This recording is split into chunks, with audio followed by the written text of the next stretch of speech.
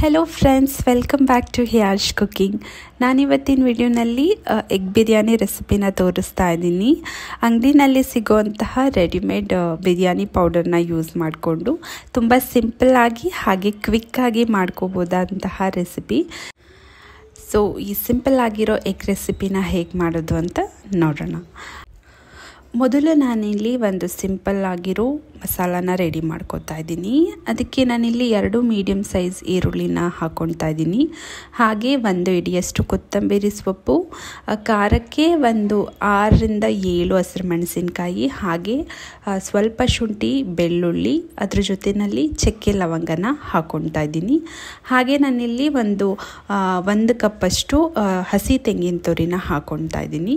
So ಅದಕ್ಕೆ ಸ್ವಲ್ಪ ನೀರನ್ನು ಹಾಕಿಬಿಟ್ಟು ನಾನಿಲ್ಲಿ ತರಿಯಾಗಿ ನಾನಿಲ್ಲಿ ರುಬ್ಬಿಟ್ಕೊಂಡಿದ್ದೀನಿ.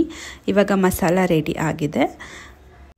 ನೆಕ್ಸ್ಟ್ ನಾನಿಲ್ಲಿ 8 ಮೊಟ್ಟೆನ 10 ರಿಂದ 15 ನಿಮಿಷಗಳ ಕಾಲ ಚೆನ್ನಾಗಿ ಬೇಯಿಸ್ಬಿಟ್ಟು ಅದ್ರ ಸಿಪ್ಪೆ ಸುಲಿದು ಇಟ್ಕೊಂಡಿದ್ದೀನಿ. ಹಾಗೆ ನಾನಿಲ್ಲಿ ಚಾಕುನಲ್ಲಿ ಇದನ್ನು 3 ಕಡೆ ಕಟ್ ಮಾಡಿ ಇಟ್ಕೊಳ್ತಾ ಇದ್ದೀನಿ. ಸೊ ದಟ್ ನಾವು ಹಾಕೋ ಮಸಾಲೆ ಎಲ್ಲ ಮೊಟ್ಟೆಗೂ ಕೂಡ ಚೆನ್ನಾಗಿ ಹೊಂದ್ಕೊಳ್ಳುತ್ತೆ. ನಾವು ಈ ಥರ ಕಟ್ ಮಾಡಿ ಹಾಕೊಂಡಾಗ ನಾವು ಉಪ್ಪು ಖಾರ ಏನು ಹಾಕ್ತೀವಿ ಅದು ಎಲ್ಲ ಮೊಟ್ಟೆಗೆ ಚೆನ್ನಾಗಿ ಹೊಂದ್ಕೊಳ್ಳುತ್ತೆ. ಸೊ ಆಗ ಮೊಟ್ಟೆ ಟೇಸ್ಟ್ ಕೂಡ ನಮಗೆ ಚೆನ್ನಾಗಿ ಬರುತ್ತೆ. ನೆಕ್ಸ್ಟ್ ನಾನಿಲ್ಲಿ ಮೊಟ್ಟೆನ ಫ್ರೈ ಮಾಡ್ಕೊತಾ ಇದ್ದೀನಿ. ಅದಕ್ಕೆ 2 ಟೇಬಲ್ ಸ್ಪೂನಷ್ಟು ಎಣ್ಣೆ ಹಾಕ್ಕೊಂಡು ಅದನ್ನು ಬಿಸಿ ಮಾಡಿ ಅಲ್ಲಿ ಬೇಯಿಸಿಟ್ಕೊಂಡಿರೋ ಮೊಟ್ಟೆನ ನಾನಿಲ್ಲಿ ಹಾಕ್ಕೊಳ್ತಾ ಇದ್ದೀನಿ. ಇದ್ರ ಜೊತೆಯಲ್ಲಿ ಸ್ವಲ್ಪ ಉಪ್ಪು ಮತ್ತು ಹಚ್ಕಾರದ ಪುಡಿನ ಹಾಕಿ ನಾನಿಲ್ಲಿ ಮೊಟ್ಟೆನ 2-3 ನಿಮಿಷಗಳ ಕಾಲ ಚೆನ್ನಾಗಿ ಫ್ರೈ ಮಾಡ್ಕೊತಾ ಇದ್ದೀನಿ. ನಾವು ಬಿರಿಯಾನಿಗೆ ಮೊಟ್ಟೆನ ಈ ರೀತಿ ಸ್ವಲ್ಪ ಉಪ್ಪು ಖಾರ ಹಾಕಿ ಫ್ರೈ ಮಾಡಿಬಿಟ್ಟು ಹಾಕ್ಕೊಂಡ್ರೆ ಬಿರಿಯಾನಿ ಟೇಸ್ಟು ಚೆನ್ನಾಗಿರುತ್ತೆ. ಹಾಗೆ ಮೊಟ್ಟೆನ ಹಾಗೆ ತಿನ್ನೋದಕ್ಕೂ ಕೂಡ ತುಂಬಾ ಟೇಸ್ಟಿಯಾಗಿರುತ್ತೆ. ಇವಾಗ ಇದು ಕಂಪ್ಲೀಟಾಗಿ ಫ್ರೈ ಆಗಿದೆ. ನೆಕ್ಸ್ಟ್ ನಾನಿಲ್ಲಿ ಒಂದು ಕುಕ್ಕರಿಗೆ 3 ಟೇಬಲ್ ಸ್ಪೂನಷ್ಟು ಎಣ್ಣೆನ ಹಾಕ್ಕೊಳ್ತಾ ಇದ್ದೀನಿ. ಅದು ಬಿಸಿ ಆದಮೇಲೆ ಅದಕ್ಕೆ ನಾನು 2 ಪಲಾವ್ ಎಲೆ, ಸ್ವಲ್ಪ ಕಸೂರಿ ಮೇಥಿ, ಸೋಂಪು, ಕಲ್ಲುವು ಈ ಥರ ಪಲಾವ್ ಮಸಾಲೆನ ಹಾಕ್ಕೊಂಡು ಅದನ್ನು ಸ್ವಲ್ಪ ಚೆನ್ನಾಗಿ ಫ್ರೈ ಮಾಡ್ಕೊತಾ ಇದ್ದೀನಿ. ಅದಾದ ನಂತರ ನಾನಿಲ್ಲಿ ಮತ್ತೆ 2 ಮೀಡಿಯಮ್ ಸೈಜ್ ಈರುಳ್ಳಿನ ಕಟ್ ಮಾಡಿಬಿಟ್ಟು ಹಾಕ್ಕೊಳ್ತಾ ಇದ್ದೀನಿ.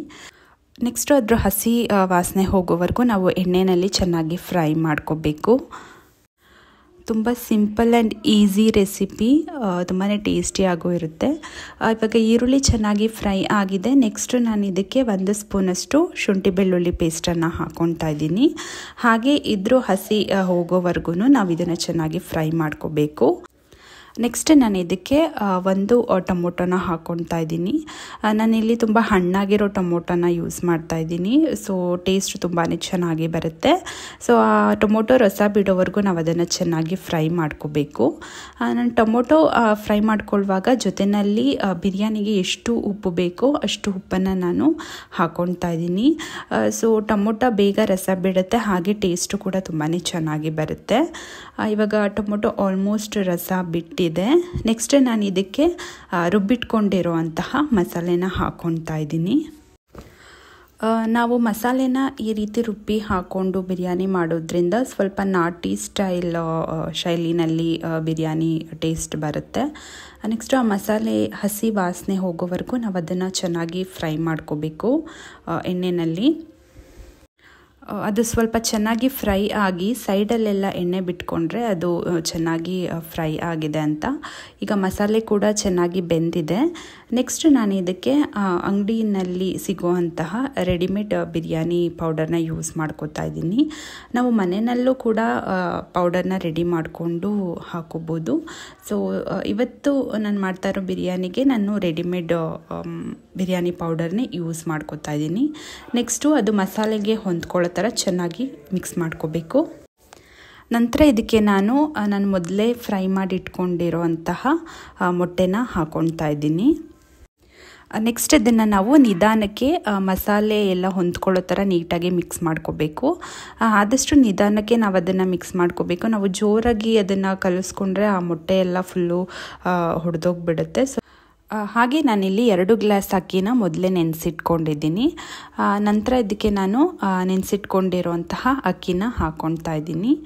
ಈ ಅಕ್ಕಿನ ಹಾಕ್ಕೊಂಡು ಮತ್ತೆ ನಾವು ಮಸಾಲೆ ಎಲ್ಲ ಅಕ್ಕಿಗೆ ನೀಟಾಗಿ ಹೊಂದ್ಕೊಳ್ಳೋ ಥರ ಮಿಕ್ಸ್ ಮಾಡ್ಕೋಬೇಕು. ಮತ್ತು ನಾವು ಇದನ್ನು ನಿಧಾನಕ್ಕೆ ಮಿಕ್ಸ್ ಮಾಡ್ಕೋಬೇಕು, ಇಲ್ಲಾಂದರೆ ಆ ಮೊಟ್ಟೆ ಎಲ್ಲ ಪೀಸ್ ಆಗಿಬಿಡುತ್ತೆ. ಹಾಗೆ ನಾನು ಅಕ್ಕಿ ತೊಗೊಂಡಿರೋ ಗ್ಲಾಸ್ನಲ್ಲೇ ಅದೇ ಅಳತೆನಲ್ಲಿ ನಾನು ನೀರನ್ನು ಹಾಕ್ಕೊಳ್ತಾ ಇದ್ದೀನಿ. ನಾನಿಲ್ಲಿ 2 ಗ್ಲಾಸ್ ಅಕ್ಕಿಗೆ 4 ಗ್ಲಾಸಷ್ಟು ನೀರನ್ನು ಹಾಕ್ಕೊಳ್ತಾ ಇದ್ದೀನಿ. ನಾವು ಕುಕ್ಕರ್ನಲ್ಲಿ ಬಿರಿಯಾನಿ ಮಾಡ್ಕೊಳ್ಳುವಾಗ ತುಂಬ ಅಂದರೆ ಅಳತೆ ಪ್ರಕಾರ ನಾವು ನೀರನ್ನು ಹಾಕಿ ಮಾಡ್ಕೋಬೇಕಾಗುತ್ತೆ.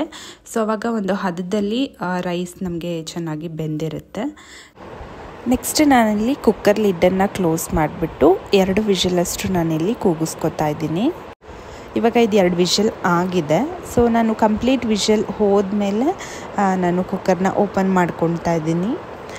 ನೋಡಿ, ಇವಾಗ ಕಂಪ್ಲೀಟ್ ಬಿರಿಯಾನಿ ರೆಡಿಯಾಗಿದೆ. ರೈಸ್ ಕೂಡ ತುಂಬ ಚೆನ್ನಾಗಿ ಬೆಂದಿದೆ. ನೆಕ್ಸ್ಟು ನಾನು ಇದನ್ನು ನೀಟಾಗಿ ರೈಸ್ ಮಸಾಲೆ ಎಲ್ಲ ಹೊಂದ್ಕೊಳ್ಳೋ ಥರ ನೀಟಾಗಿ ನಾನು ಇದನ್ನು ಮಿಕ್ಸ್ ಮಾಡ್ಕೊತಾ ಇದ್ದೀನಿ. ನೋಡಿದ್ರಲ್ಲ ಫ್ರೆಂಡ್ಸ್, ಈಸಿ ಆ್ಯಂಡ್ ಟೇಸ್ಟಿ ನಾಟಿ ಸ್ಟೈಲಲ್ಲಿ ಎಗ್ ಬಿರಿಯಾನಿನ ಹೇಗೆ ಮಾಡೋದು ಅಂತ. ಈ ರೆಸಿಪಿ ನಿಮಗೆ ಇಷ್ಟ ಆಗಿದ್ದರೆ ಪ್ಲೀಸ್ ಲೈಕ್ ಮಾಡಿ, ಶೇರ್ ಮಾಡಿ. ಹಾಗೆ ಯಾರೆಲ್ಲ ನನ್ನ ಚಾನಲ್ಗೆ ಸಬ್ಸ್ಕ್ರೈಬ್ ಮಾಡಿಲ್ಲ ಪ್ಲೀಸ್ ಸಬ್ಸ್ಕ್ರೈಬ್ ಮಾಡಿ, ಸಪೋರ್ಟ್ ಮಾಡಿ. Thank you.